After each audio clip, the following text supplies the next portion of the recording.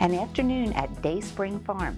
And yes, you can make homemade ricotta cheese, a workout finisher I think you'll love, an award-winning cancer center, our exercise of the week, and a new healthy minute, all today. I'm Tanya Stroh, a certified personal trainer and healthy living expert. One thing I've learned is fitness isn't just exercise. Healthy living is more than working out and eating well. It's about balance. Don't force exercises that are boring. Don't eat food you don't like. Don't let fear hold you back. Life is about living on your terms. So we put it all together on your and my Fitness RX. So we're here at Day Spring Farm, a working sheep farm. Who's this guy, Julia? This is Orchid. Orchid. Orchid and Cypress, these two are actually sisters. And this is the ram. This is Caesar. Oh!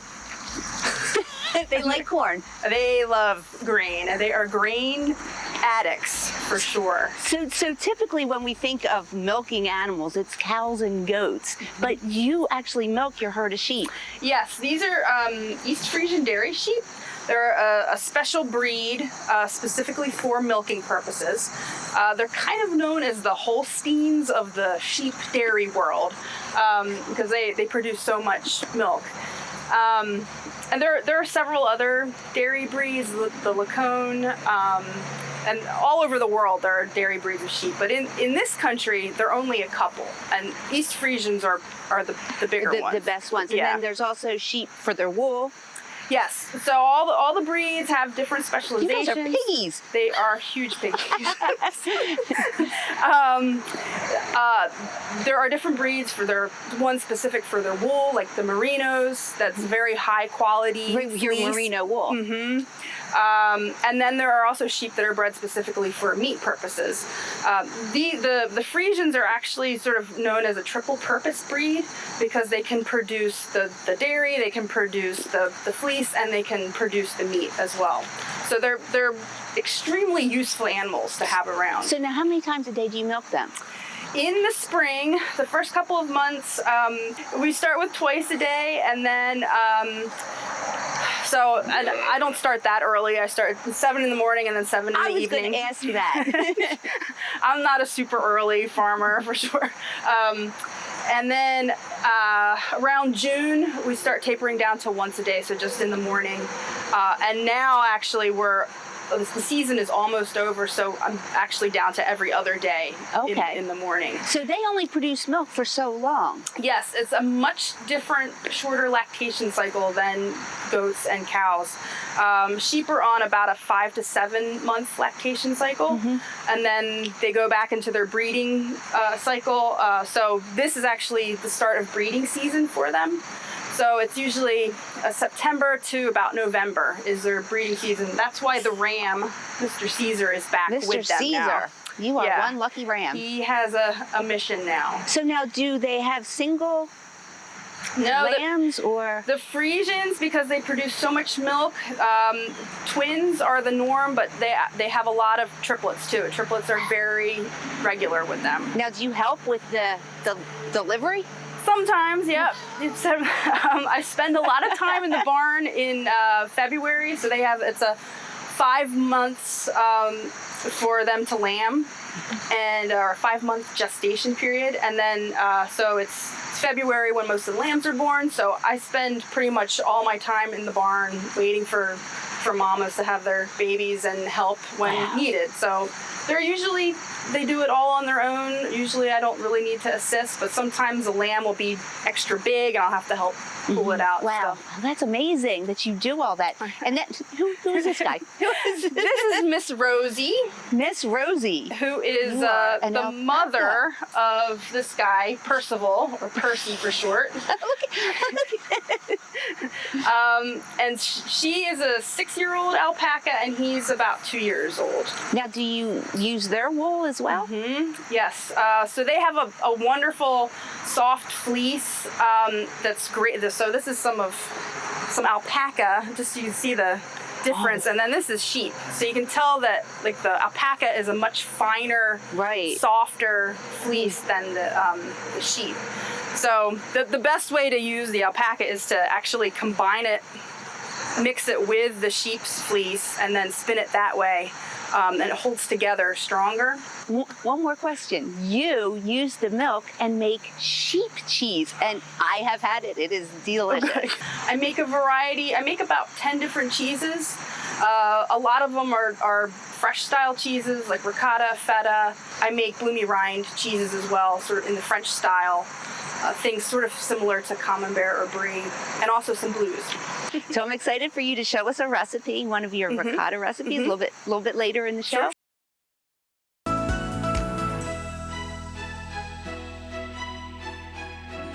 Gastroesophageal reflux disease, or GERD, is the most common GI disorder in the United States, affecting approximately 25% of patients. When you eat, after you swallow, a muscular tube called the esophagus carries the food down into the stomach. There's a valve, or a thickened muscle layer, at the bottom of this tube called the lower esophageal sphincter. When this valve isn't working correctly, reflux occurs. When you have reflux, you get symptoms such as heartburn, or trouble swallowing, or coughing, or even wheezing. And if you have any of these symptoms, you should see your physician. Most commonly, GERD can be treated with medications and lifestyle modifications alone. However, there are some patients who medications either cause side effects or the medications fail to control their symptoms.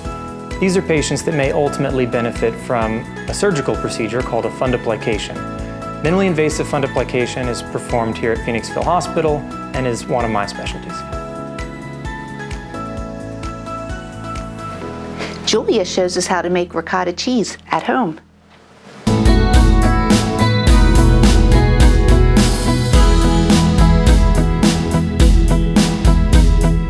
So Julia, you are going to make ricotta cheese out of the sheep milk. Yes. What are we doing? What's that? Okay, so we have here, it's a double broiler system that you want to use in order, it's very hot milk. So there's water in the base pot, and then there's a pot with the milk inside of that water, because for ricotta, it's very unusual that you're heating the milk so high to make this cheese. It's a very different cheese from most cheeses, but it's extremely simple.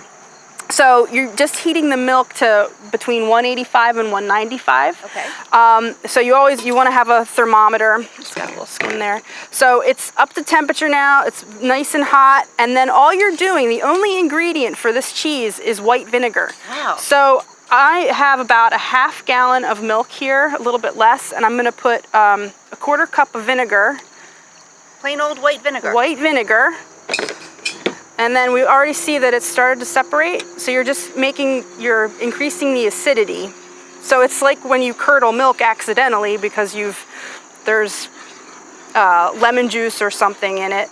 Interesting. And it should do it it's starting to thicken. Yeah, you can see it. Yeah, See yep. And it's gonna become very distinct once the curds and whey separate.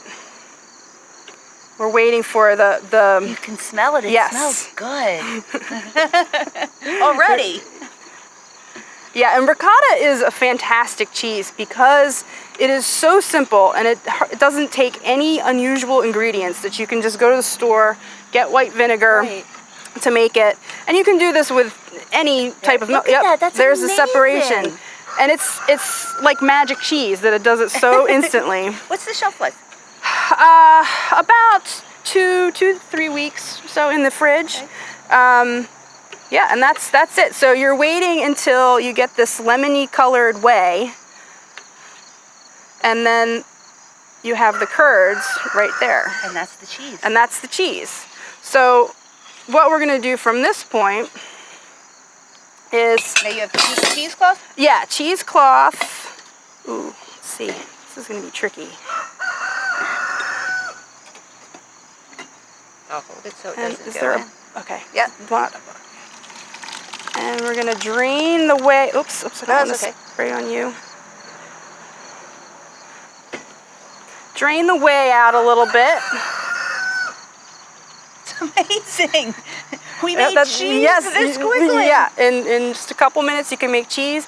And then the additional process that I do is stick it in the food processor because it makes it extra creamy. And actually, like, once your ricotta cools in the fridge, it starts to become very solid. It's like a solid curds, but if you put it in the food processor, it whips it up, keeps it creamy. It doesn't get firm like that. So it's kind of my little trick. Your little trick. Yes, that took me about 10 years to figure out. And did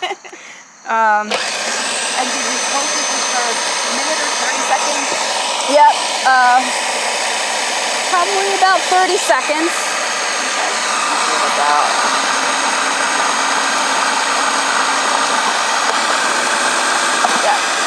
That's about it. And then we're just gonna add a little bit of salt. Keep this out here.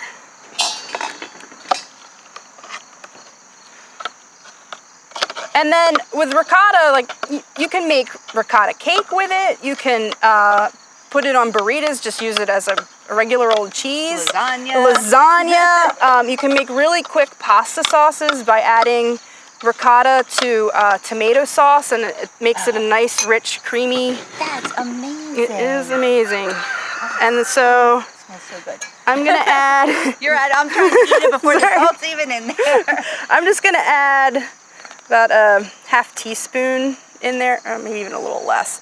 The salting is really to your taste, it's sort of depending on what you want to do with the ricotta. If you're going to make a cake, you probably don't really want to salt it. So are there benefits to the sheep cheese versus health benefits? Yes, absolutely. So it's known as a fairly easily digestible milk, similar to goat's milk in that respect. So people who are lactose intolerant can't take the cow's milk, generally can take the sheep and the goat's milk. Oh, interesting. Yeah, and it also has more vitamins and minerals than the other two species of milk.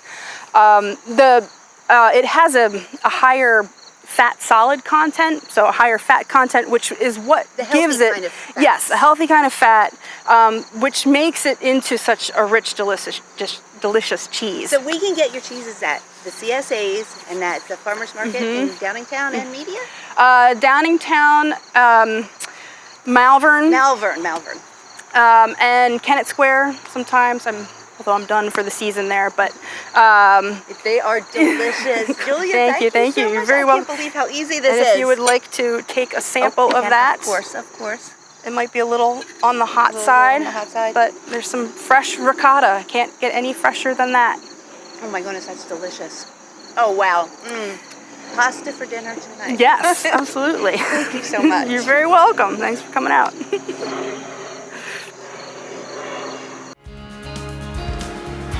A finisher workout is a quick, intense routine that's done at the end of your workout. Finishers are a great way to improve stamina, burn more calories, or even focus on a specific muscle or muscle groups. There are many different ways to do a finisher. You can do a Tabata style, timed reps, or like Madeline is demonstrating, a ladder style. Today we're doing 3 moves for 5 rounds. Our exercises are side slams, mountain climbers, and squats and tosses, all with the medicine ball.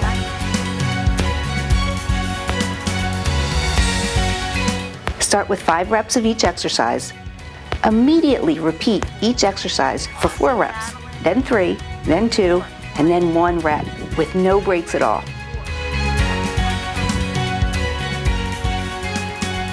A great way to see your improvement is to time your finisher and then do the same circuit again in a few weeks and see if you can beat your time.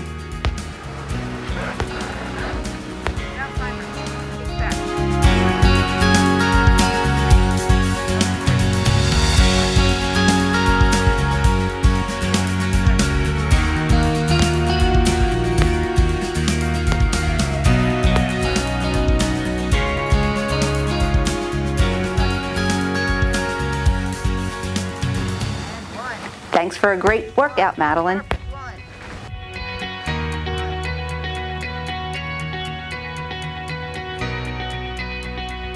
An insider's look into an award-winning hospital cancer center.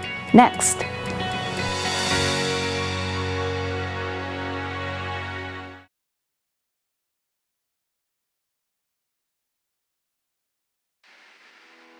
Peggy, Peggy, I want to start by saying congratulations on the many awards that the Cancer Center has won. It's amazing. Thank you very much. We're proud of our Cancer Center. Oh my gosh, especially the one the American College of Surgeons Commission on Cancer. Well, it's what the accreditation is. It really looks at the whole program, the whole service line. Do we provide prevention in the community and education in the community on how to prevent cancer? Do you provide clinical research? Do you provide high-risk assessment for cancers? Do you provide current treatment? It goes over the whole program. It goes over the cancer program, the chemotherapy, immunotherapy, radiation. It looks at many, many different elements of the program to assure that you're meeting them. And you can be accredited by the College of Surgeons, and that's great. And then every 3 years you're accredited again, but you can also be accredited with accommodation or outstanding achievement. And we're one of only 6 hospitals in the United States to have received accommodation with outstanding achievement for every cycle, every 3 years, every time we are accredited, we've gotten that award. So, and that's a total of what? 15 years. 15. That's amazing. That's it really shows wonderful. the teamwork. We have a great team here at the hospital. And plus, you have the most up-to-date technology, like the CyberKnife, for example. How does that relate to other treatments that the patients are receiving? Well, CyberKnife is a form of radiation therapy, but it is so much more precise than like your standard radiation therapy. So we have standard radiation therapy within the hospital and different forms of it, but CyberKnife is one of the newest, and it's used not for all cancers, but for like a lung cancer, solitary lung cancer that maybe is on the side here that the surgeon can't really remove. It's used for metastatic or like cancers that have spread to like the bone and there's a spinal lesion or the liver, nodules in the liver, brain mets or cancer in the brain.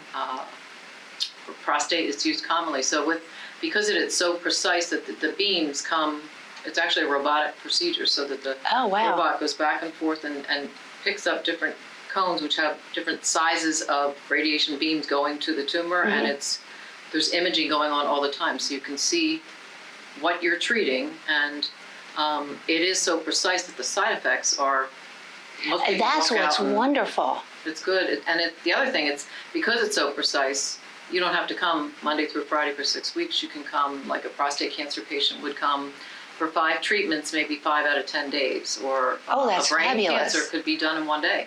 Wow. So there's only a couple of them within the state. It's stereotactic radiosurgery, and what it really means is it's going in to do what the surgeon can't, to remove or shrink down the tumor. That's fascinating. Tell me a little bit about the service line and the doctors and the nurse practitioners that you have. Well, service line, we have 3. Well, an oncologist is a specialty in cancer. So we have medical oncology, we have 3 physicians, and we have 3 radiation oncologists. And we're also proud to have a nurse practitioner in the Cancer Center. She spends most of her day in the infusion center where the patients are getting their chemotherapy or their immunotherapy or their fluids, whatever they're there for.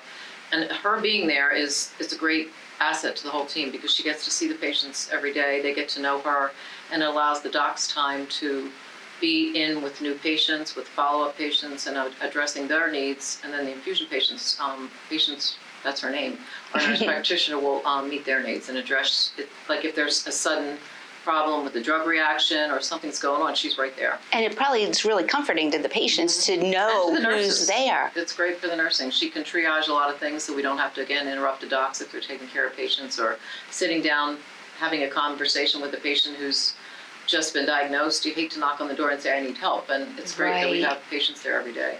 What about the support groups? Support groups, we have 2. We used to have 1 just for breast and 1 for prostate, but we've now modeled them so it's it's a support group for women and a support group for men. That's fabulous. And we also have Dr. Baer as one of our surgeons who has a keen interest in meditation, mindfulness, stress, and relaxation.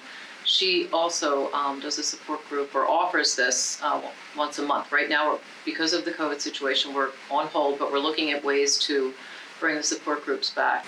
Peggy, you also have a wonderful research center here. Can you tell me a little bit more about that?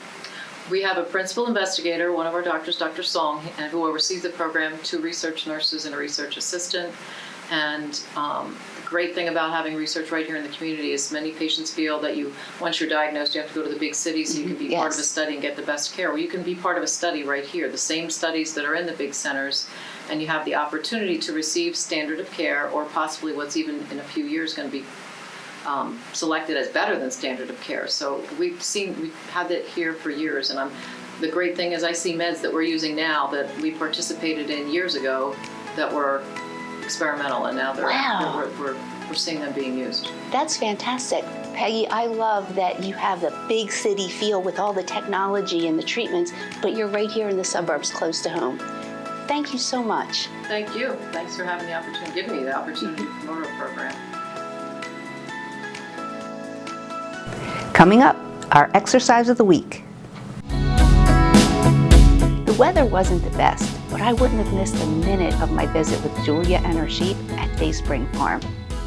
Sometimes when you're filming, you have to do things more than once. So thank you, Madeline, for the finisher workouts.